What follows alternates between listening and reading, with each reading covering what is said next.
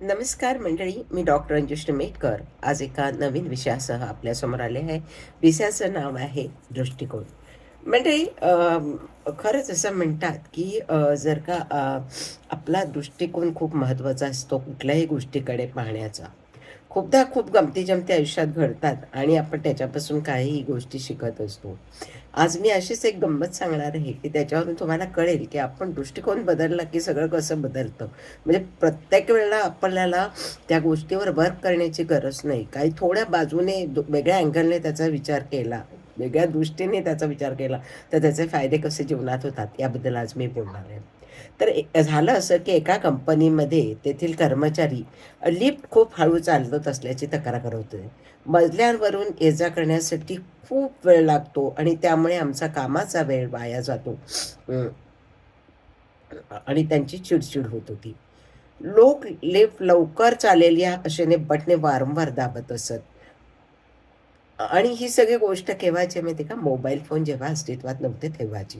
तर कंपनी व्यवस्थापनाने एक दिवस, आता लोकांची खूप ओरड वाढली, तर कंपनी व्यवस्थापनाने एक दिवस ठरवलं, की ह्या समस्येवर तोडगा तर काढायलाच पाहिजे. त्यांनी लिफ्ट बनवणाऱ्या कंपनीला बोलावून त्यांचा सल्ला मागितला. तज्ञांनी जेव्हा लिफ्टचं सर्वेक्षण केलं आणि त्यांच्या लक्षात आलं, की त्याच्यात एक खूप मोठा महागडा बदल त्यांनी त्यांना सुचवला. त्यांनी सांगितलं, की आम्ही अधिक मजबूत केबल्स, एक अधिक शक्तिशाली मोटर आणि अत्याधुनिक प्रणाली बसवून ही समस्या कायमची सोडवू शकतो. हा उपाय लिफ्टला अधिक वेगवान बनवणार आहे नक्की.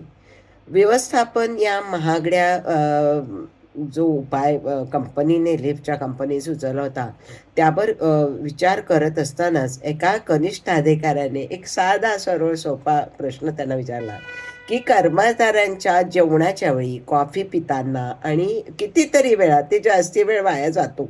मात्र तेव्हा त्याची कोणी तक्रार करत नाही. मग लिफ्टमध्ये केवळ वेळ जातोय म्हणून ही लोकं का तक्रार करतात? काय असेल ह्याच्या मागचं कारण? तेव्हा त्यांच्या असं लक्षात आलं, की इतर वेळी कर्मचारी एकतर काहीतरी खात-पीत असतात, एकमेकांशी बोलत असतात, म्हणजेच ते कुठेतरी गुंतलेले असतात. मात्र लिफ्टमध्ये ते जेव्हा आपण उभा राहतो, तेव्हा आपण इतका असं कुठे गुंतलेलो नसतो. आपण एंगेज नसतो. त्यामुळे आपलं कॉन्सन्ट्रेशन ती लिफ्ट कुठल्या फ्लोअरवर चालली ह्याच्याकडे जास्ती असतं आणि त्यामुळे त्यांना त्यांचा गेलेला वेळ जाणवतो हे लक्षात आलं.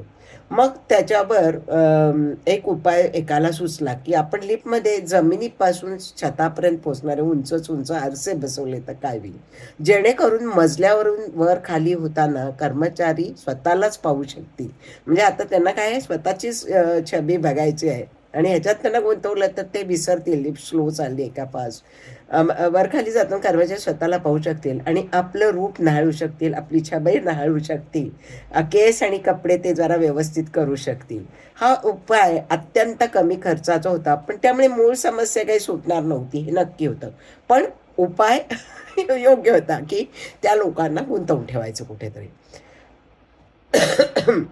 लिफ्टचा वेग तर याने वाढणार नव्हता आरसे बसवून. पण गंमत सांगायची गोष्ट अशी आहे, की या उपायाने केवळ समस्येचे निराकरण झाले नाही, तर लोकांच्या तक्रारीसुद्धा पूर्ण बंद झाल्या. कुणी सांगेन असं झालं, की त्या लिफ्टमध्ये आरसे बसल्यानंतर आपल्या खालीवर स्वतःला बघण्यात इतके मशगूल झाले, आपले कपडे नीट करण्यात, केस नीट करण्यात, आपल्या छबी बघण्यात इतके ते गुंतून गेले, की त्या लिफ्ट स्लो चालली का फास्ट चालली याच्याकडे त्यांचं लक्ष जाईनासं झालं आणि त्यांच्या तक्रारी पूर्ण बंद झाल्या. एकदा लिफ्टमध्ये आरसे लावले गेल्यानंतर कोणीही त्याच्याबद्दल तक्रार केली नाही. लिफ्टचा वेग पूर्वी इतकाच होता, पण लोकांचा अनुभव पूर्णपणे बदललेला होता.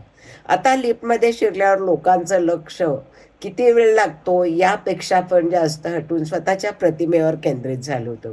लोक स्वतःला आरशात पाहू लागले होते. आपले कपडे, केस व्यवस्थित करू लागले होते. त्यांना त्यांच्या अधीरतेवर आणि कंटाळावर मात करण्यासाठी काहीतरी एक गोष्ट मिळाली होती.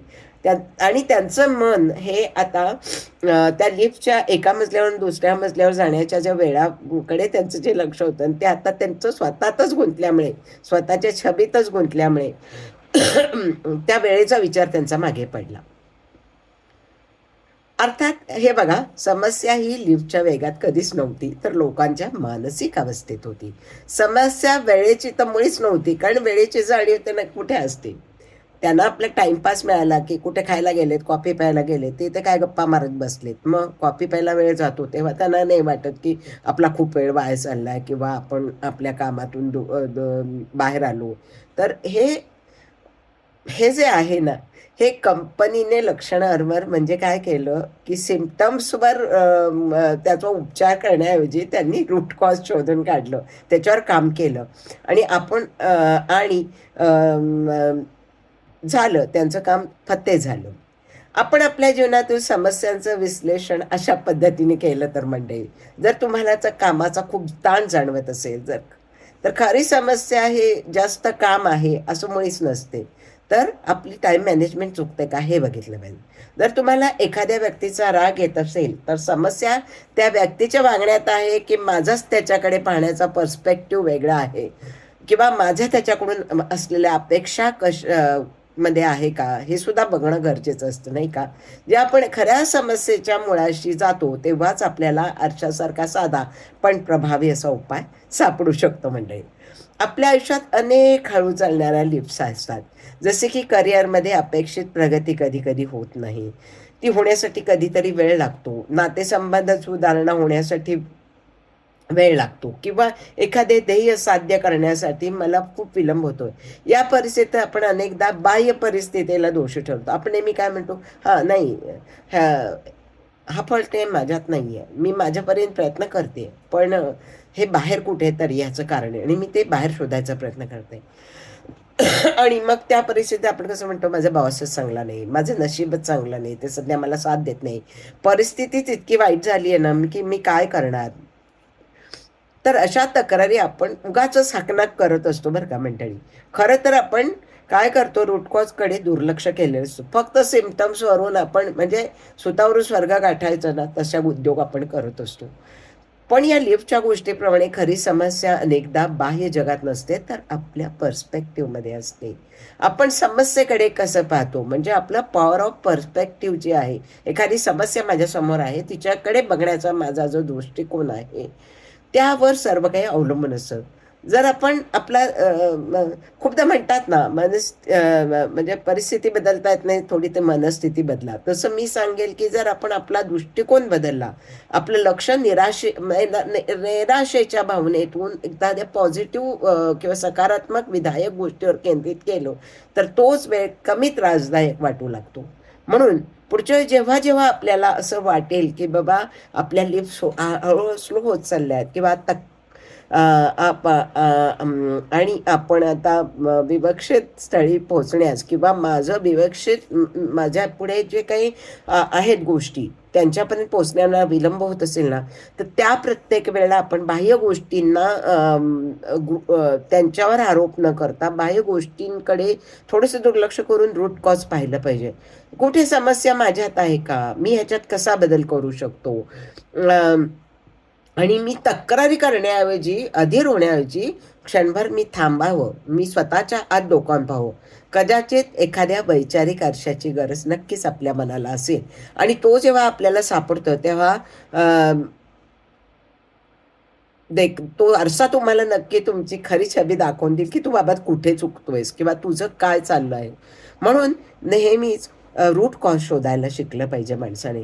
फालतू गोष्टींवर आपण खूप कॉन्सन्ट्रेट करतो आणि मग आपल्याला मनस्ताप आपण वाढून घेतो किंवा दुसऱ्यांबद्दलचे गैरसमज आपण वाढून घेतो किंवा आपण आपल्यालाच कधी कधी इतक्या निगेटिव्हिटीमध्ये जातो की आपल्याला एखादा सकारात्मक विचार शिवतही नाही. त्यामुळे मंडळी पुढच्या वेळेला ज्यावेळेला आपल्याला असं वाटेल की मला ही काम करण्यात खूप त्रास होत आहे, मला अपेक्षित यश मिळत नाही आहे, माझं प्रमोशन होत नाही आहे, सॉरी, मला एखादं ध्येय माझं जे आहे, मी जे माझ्यासमोर आहे ते मी गाठवू शकत नाही आहे, त्यावेळेला मी नक्की माझा दृष्टिकोन बदलून त्याच्यावर काम केलं पाहिजे. मंडळी, तुम्हाला हा विचार कसा वाटतो ते जरूर कळवा. माझं चॅनल सबस्क्राईब केलं नसेल तर ते जरूर सबस्क्राईब करा. बेल आयकॉन दाबा म्हणजे माझे नवनवीन व्हिडिओ ज्या वेळेला येतील त्या ते तुम्हाला बघायला मिळतील. मंडळी, हा विचार तुम्हाला कसा वाटतो ते जरूर मला कळवा. नमस्कार.